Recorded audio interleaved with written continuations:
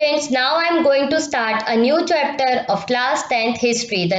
rise of nationalism in Europe, part 4. Please do like and subscribe my channel.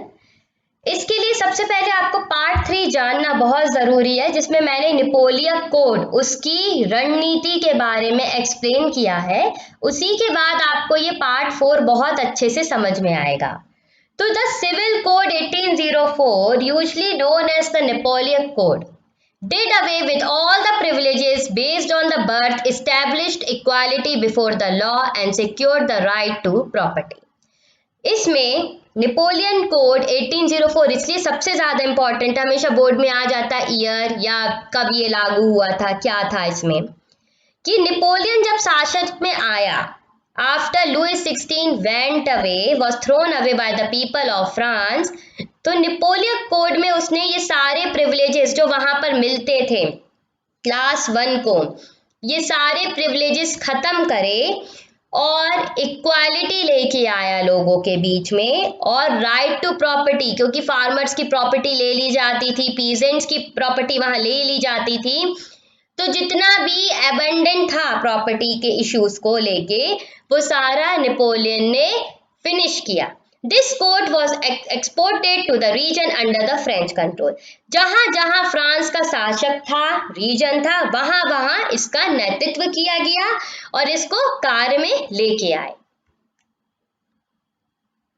तो the Dutch Republic, Switzerland, Italy, Germany, Napoleon simplified administrative division, इन्होंने एक administrative division बनाया जो दो तरीके का federal system चलता था, कि किसी के हाथ में पावर है, मिलिट्री के हाथ में, कहीं एक पर्टिकुलर लोगों के हाथ में पावर है, तो ये सारी पावर्स उन्होंने एबॉलिश करी और एक एडमिनिस्ट्रेटिव सिस्टम के थ्रू ये सारी पावर लागू करी और पीसेंट्स को फ्री किया कि जितने भी एक कर्ज में डूबे थे या गवर्नमेंट को उनको सालों का कर्ज देना था या मैनोरियल ड्यूटीज थी, तो ये सारी नेपोलियन ने एबॉलिश करी, जिसके कारण थर्ड क्लास पीपल सबसे ज्यादा उनसे खुश और प्रभावित थी।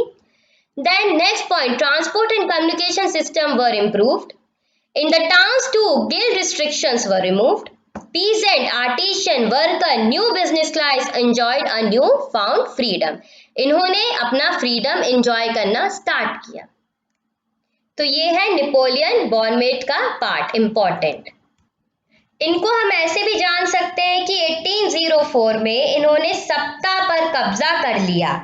फ्रांस के नेशनल असेंबली को भंग कर दिया और लोगों द्वारा चुने जाने की जो डेमोक्रेसी की प्रोसेस थी उसको समाप्त कर दिया और लोगों के लिए रिफॉर्म्स लेके आए, और जहां जहां फ्रांस का कब्जा था उन जगहों पर इन्होंने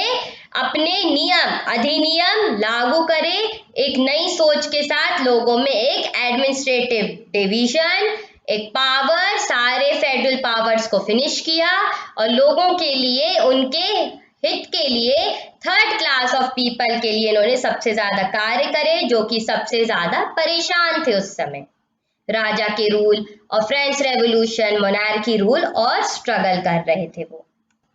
हम ये भी जान सकते हैं कि जो भी फ्री प्रिविलेजेस बर्थ से लोगों को मिल रहे थे वो नेपोलियन ने उनसे छीन लिए, इक्वालिटी लेके आए, राइट टू प्रॉपर्टी लेके आए, रिफॉर्म किया, जितनी भी कब्जे में फ्रांस की स्टेट्स थी जो इन्होंने कैप्चर करी थी वहां पर भी ये नियम लागू करवाए, और एक तरीके से सबसे ज्यादा इन्होंने